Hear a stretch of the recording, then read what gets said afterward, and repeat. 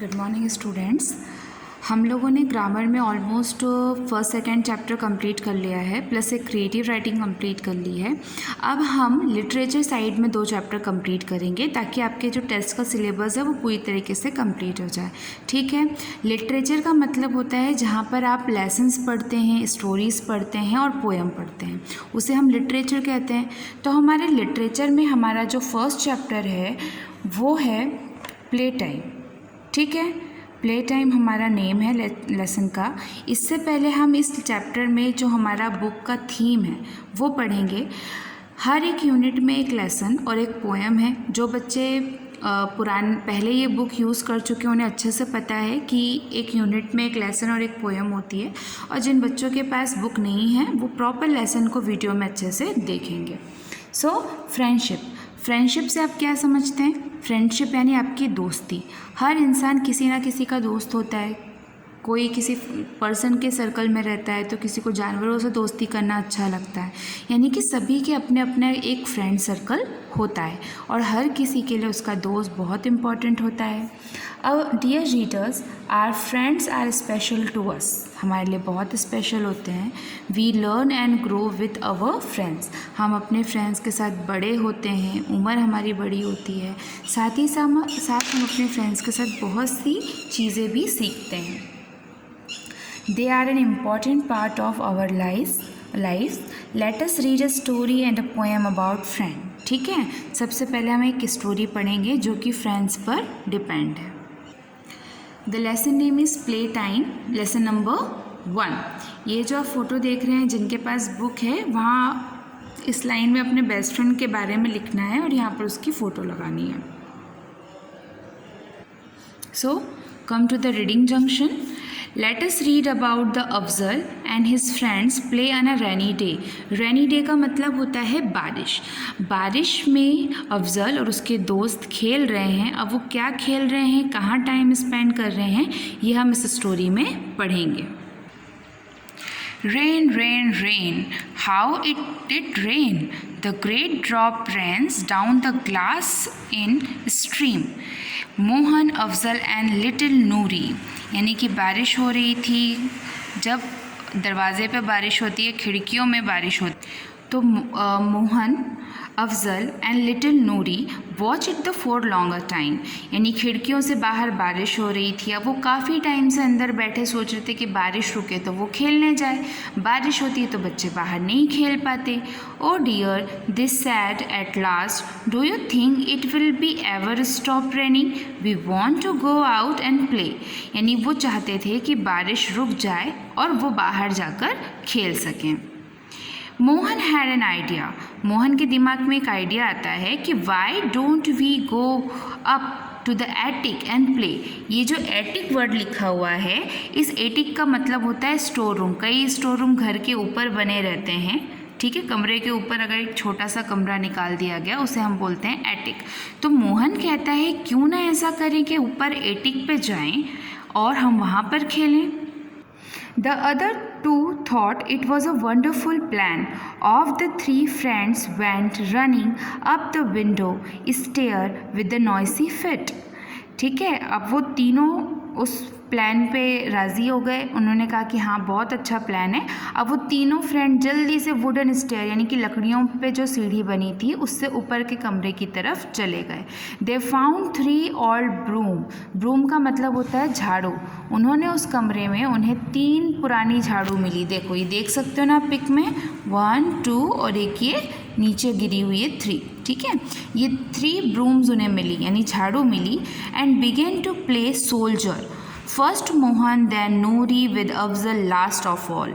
उन्होंने उस झाड़ू से परेड करना शुरू कर दिया। जैसे कि पहरेदार होते हैं ना, हाथ में तलवार और भाला लेके पहरा करते हैं, ठीक उसी तरीके से उन्होंने झाड़ू को हाथ में ले लिया और रनिंग करने लगे, सोल्जर की तरह परेड करने लगे।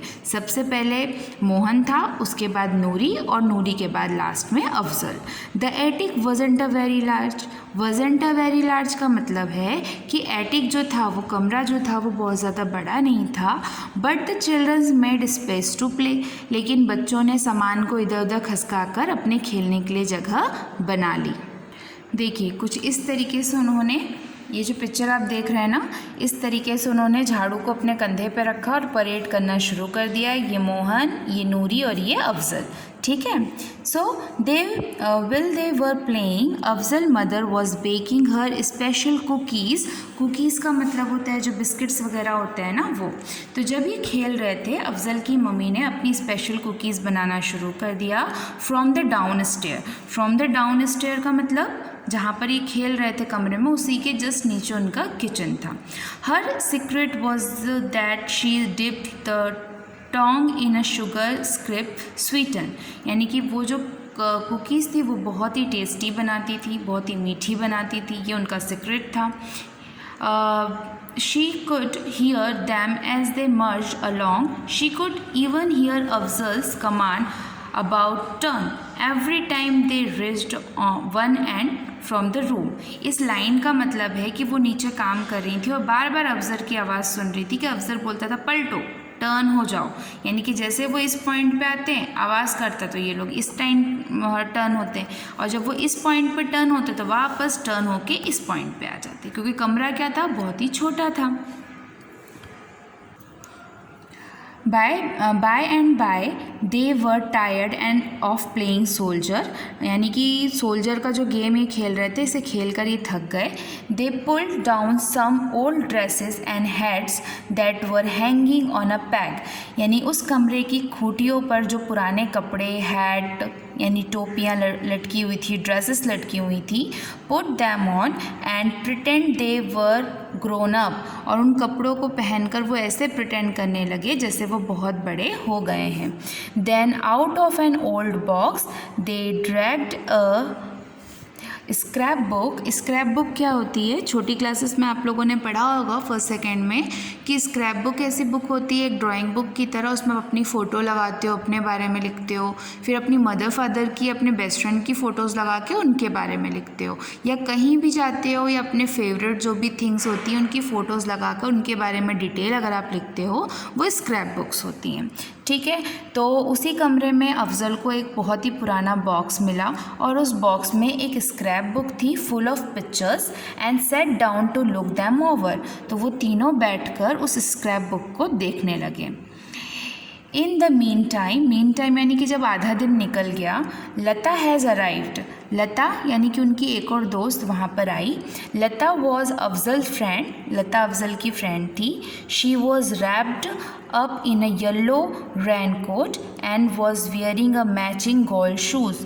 गोल्ड शूज़ का मतलब होता है बरसात में जो घुटने तक के जूते पहने जाते हैं प्लास्टिक के, उसे हम गोल्ड शूज़ कहते हैं। तो उसने येलो कलर का रेन कोट और येलो कलर का ग्लो शूज़ पहना था। She had broad a basket, उसके हाथ में एक बास्केट था यानी कि टोकरी थी।